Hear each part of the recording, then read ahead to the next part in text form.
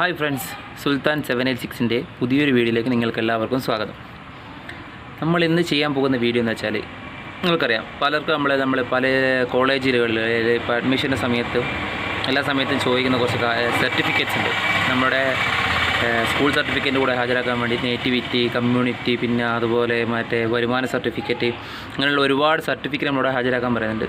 നമ്മളിതിൽ പലരും നമ്മളെന്താ ചെയ്യുന്നത് വെച്ചാൽ, നമ്മൾ അക്ഷയ കേന്ദ്രം വഴിയാണ് നമ്മളിതിൻ്റെ പ്രോസസ്സ് ചെയ്യുന്നത്. അപേക്ഷ ഫോമായാലും കാര്യങ്ങളായാലും എല്ലാം നമ്മൾ അക്ഷയ വഴിയാണ് ചെയ്യുന്നത്. ഇതിനൊക്കെ പുറമേ നിങ്ങൾക്ക് ചില പേർക്കെല്ലാം അറിയാൻ പറ്റുമായിരിക്കും, നമുക്ക് തന്നെ നമ്മുടെ മൊബൈൽ, ഒരു സ്മാർട്ട് ഫോൺ നമ്മുടെ കയ്യിലുണ്ടെങ്കിൽ നമുക്ക് തന്നെ നമ്മുടെ മൊബൈലിൽ നിന്ന് നമുക്ക് district.kerala.gov.in ഈ സൈറ്റിൽ നിന്നാണ് നമ്മളിപ്പോഴത്തെ സാധാരണ ആൾക്കാർക്ക് നമ്മളെ ഈ സൈറ്റ് മുഖാന്തരം നമുക്ക് വീട്ടിലിരുന്നു കൊണ്ട് തന്നെ നമുക്ക് അപേക്ഷിക്കാൻ പറ്റും. ഈ സൈറ്റ് മുഖാന്തരം വളരെ ചെറിയ സ്റ്റെപ്സ് മാത്രമേ ഉള്ളൂ. നമ്മൾ ആദ്യമായി ചെയ്യുന്ന ഒരാൾ എന്താ ചെയ്യേണ്ടതെന്ന് വെച്ചാൽ, നമ്മൾ അതിനകത്ത് ആദ്യം ഒരു ലോഗിൻ ഐ ഡി ക്രിയേറ്റ് ചെയ്യണം. അത് നമുക്ക് ഇതിലും ബുദ്ധിമുട്ടുണ്ട്. കാരണം വെച്ചാൽ ഇതിനകത്ത് ഒരു ഗുണമേന്മ എന്തെന്ന് വെച്ചാൽ, നമുക്കിതിൽ ഭാഷ ഇംഗ്ലീഷിൽ മാത്രമല്ല മലയാളത്തിലുണ്ട്. നമുക്ക് ഏത് ലാംഗ്വേജ് വേണോ അതിനെ സെലക്ട് ചെയ്യാം. അതിൽ നമ്മൾ എന്താക്കുകയെന്ന് വെച്ചാൽ, ഫസ്റ്റ് യൂസർ നെയിമും പാസ്വേഡും നമ്മൾ ക്രിയേറ്റ് ചെയ്യണം. ഫസ്റ്റ് ആ യൂസർ നെയിം പാസ്വേഡും നമ്മളിപ്പോൾ ക്രിയേറ്റ് ചെയ്ത് കഴിഞ്ഞാൽ, നമുക്കത് മുഖാന്തരം നമ്മുടെ അയൽവാസികൾക്കോ ആർക്ക് വേണമെങ്കിലും, നമുക്കായിക്കോട്ടെ നമ്മുടെ അയൽവാസികൾക്കായിക്കോട്ടെ, നമുക്ക് പരിചയമുള്ള ആർക്ക് വേണമെങ്കിലും നമുക്ക് ഈ സർവീസ് ചെയ്ത് കൊടുക്കാൻ പറ്റും. അങ്ങനെയുള്ളൊരു പുതിയ വീഡിയോ ആണ് ഞാൻ ചെയ്യുന്നത്. വീഡിയോയിലേക്ക് പോകാം. അപ്പോൾ നമ്മൾ ആദ്യമായി ഗൂഗിളിൽ district.kerala.gov.in ഈ സൈറ്റ് ഓപ്പൺ ചെയ്യുക. എന്നാലും നമുക്ക് ഫസ്റ്റ് തുറന്ന് കിട്ടുന്ന പേജിൽ നിന്ന് ഒരുപാട് ഓപ്ഷൻസ് ഉണ്ടാവും. ഈ ഡിസ്ട്രിക്റ്റിൻ്റെ അതിനകത്ത് ഓർഡേഴ്സ്, കാര്യങ്ങൾ, പിന്നെ അതുപോലെ തന്നെ പോർട്ടൽ ക്രിയേഷൻസ്, അങ്ങനെ ഒരുപാട് ആപ്ലിക്കേഷൻ സ്റ്റാറ്റസ്, സർവീസ്, ഇങ്ങനെയുള്ള ഒരുപാട് കാര്യങ്ങളുണ്ടാകും. ഇതിൽ നിന്ന് നമുക്ക് first new portal user creation എന്നുള്ള ഓപ്ഷൻ ക്ലിക്ക് ചെയ്യാം. അല്ല, നമുക്ക് ഇതുപോലുള്ളൊരു പേജ് കിട്ടും. ഈ പേജിൽ നമ്മുടെ ഫുൾ ഡീറ്റെയിൽസ്, പേര്, ഡേറ്റ് ഓഫ് ബർത്ത്, പിന്നെ അതുപോലെ തന്നെ നമ്മൾ ഏത് ജില്ലയിലുള്ള ആളാണ്, കാരണം അത് ഏത് ജില്ലയിലാണോ ആ ജില്ലയിലുള്ള സർവീസാണ് നമുക്ക് അതിനകത്ത് സെലക്ട് ചെയ്യാൻ പറ്റുക. അപ്പോൾ അതിനുവേണ്ടി നമ്മൾ ഏത് ജില്ലയാണെന്ന് വെച്ചാൽ സെലക്ട് ചെയ്യുക. അതുപോലെ തന്നെ നമ്മൾ മെയിലാണോ ഫീമെയിലാണോ. ഇത് പ്രധാനമായി ശ്രദ്ധിക്കേണ്ടത് എന്താ വെച്ചാൽ, നമ്മളെ ആധാർ കാർഡും നമ്മളെ എഴുതിയിട്ടുള്ള പേരും കറക്റ്റ് സെയിം ആയിരിക്കണം. കാരണം ഫസ്റ്റ് നമ്മൾ ആധാർ ഇതേപോലെ വെരിഫൈ ചെയ്തതിന് ശേഷം മാത്രമേ നമുക്ക് രജിസ്റ്റർ ഓപ്ഷൻ ക്ലിക്ക് ചെയ്യാൻ പറ്റൂ. പേരും ആധാർ നമ്പറും ഡിഫറൻ്റ് ആണെങ്കിൽ നമ്മുടെ വാലിഡേഷൻ തെറ്റായി പോകും. നമ്മളങ്ങനെ ചെയ്ത് വെരിഫൈ ആയതിനു ശേഷം രജിസ്റ്റർ ഓപ്ഷൻ നമുക്ക് ക്ലിക്ക് ചെയ്ത് കഴിഞ്ഞാൽ നമ്മളെ മെയിൽ ഐ ഡിയിലേക്ക്, മൊബൈൽ നമ്പറിലേക്ക് OTP വരും. അതിന് ശേഷം മാത്രം അത് അടിച്ചു കൊടുത്താൽ മാത്രമേ നമുക്കിതുപോലെ നമ്മുടെ ക്രിയേഷൻ സക്സസ്ഫുൾ ആവും.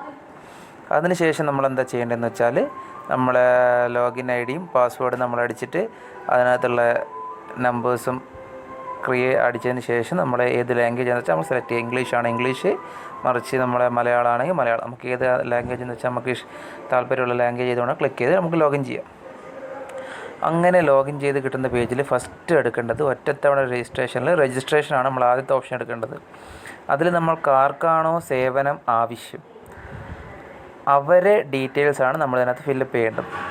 ആളെ പേര്, വയസ്സ്, കാര്യങ്ങൾ, ജനനത്തീയതി, അതുപോലെ അഡ്രസ്സ്, കാര്യങ്ങൾ, വീട്ടു പേരെന്താണ്, വീട്ടു നമ്പർ എന്താണ്, പോസ്റ്റ് ഓഫീസ്, പിൻകോഡ്, ജില്ല, താലൂക്ക്, വില്ലേജ്, ഇതിലുള്ള ഫുൾ ഡീറ്റെയിൽസും ഫോൺ നമ്പർ, അവരുടെ ഫോൺ നമ്പർ കൊടുക്കുന്നതായിരിക്കും ഏറ്റവും നല്ലത്. എന്തുകൊണ്ടെന്ന് വെച്ചാൽ, ആർക്കാണോ വേണ്ടെന്ന് അവരെ നമ്പർ കൊടുത്തു കഴിഞ്ഞാൽ നമുക്ക് അതിനുള്ള പ്രോസസ്സും കാര്യങ്ങളും അവരവരെ മൊബൈലിലായിരിക്കും മെസ്സേജായിട്ട് വരിക.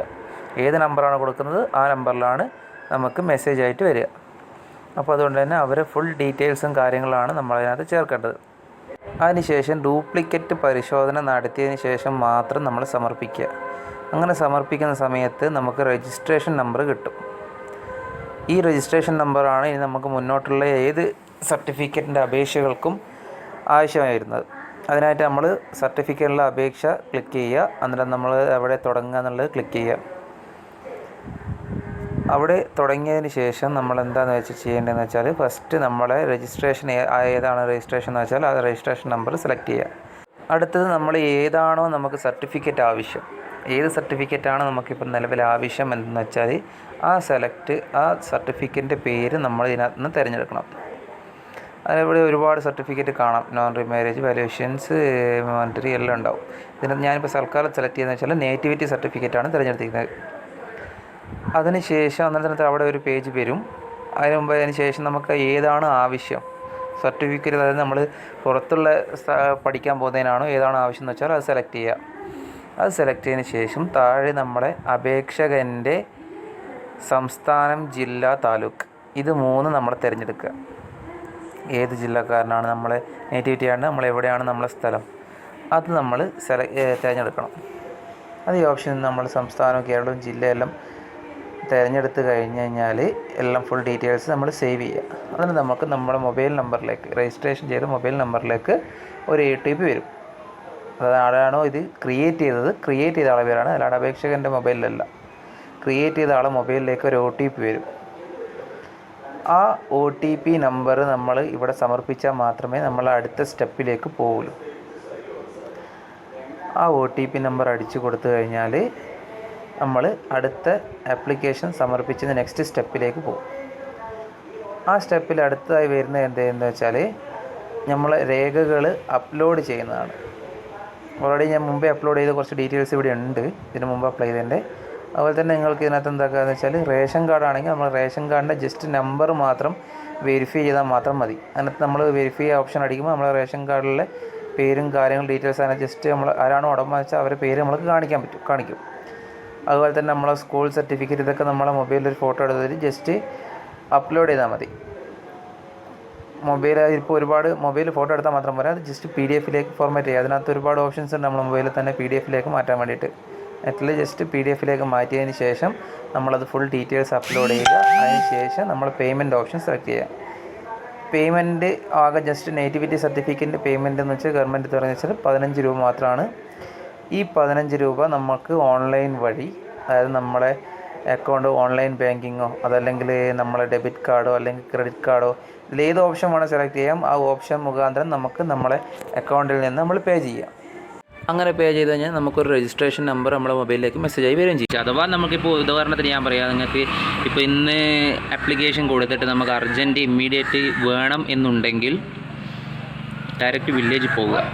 വില്ലേജിൽ പോയിട്ട് വില്ലേജ് ഓഫീസർ അവിടെ ഉണ്ടെങ്കിൽ വില്ലേജ് ഓഫീസർ കൊണ്ട് നമുക്ക് ഡയറക്റ്റ് നമ്മൾ കണ്ട് ഇങ്ങനെ പറഞ്ഞാൽ മതി, സാർ ഇങ്ങനെ അപേക്ഷ കൊടുത്തിട്ടുണ്ട്, അതിന് നമുക്ക് അർജൻറ്റ് ആവശ്യമാണ്, ഇന്നത്തെ ആവശ്യം തന്നെയാണെന്നുണ്ടെങ്കിൽ നമ്മൾ അങ്ങനെ എന്താക്കുക, ഡയറക്റ്റ് പോയി വില്ലേജ് ഓഫീസർ കണ്ടു കഴിഞ്ഞാൽ അദ്ദേഹത്തിനോട് കാര്യം പറഞ്ഞു കഴിഞ്ഞാൽ അന്ന് തന്നെ സ്പോട്ടിൽ നമ്മൾ കൊടുത്ത സർട്ടിഫിക്കറ്റ് കാര്യങ്ങൾ നമ്മൾ കൊടുത്ത കാര്യങ്ങളെല്ലാം അവർ വെരിഫൈ ചെയ്ത് അന്നേരം തന്നെ സ്പോട്ടിൽ നമുക്ക് അപേക്ഷ കംപ്ലീറ്റ് ചെയ്ത് തരുന്നതാണ്.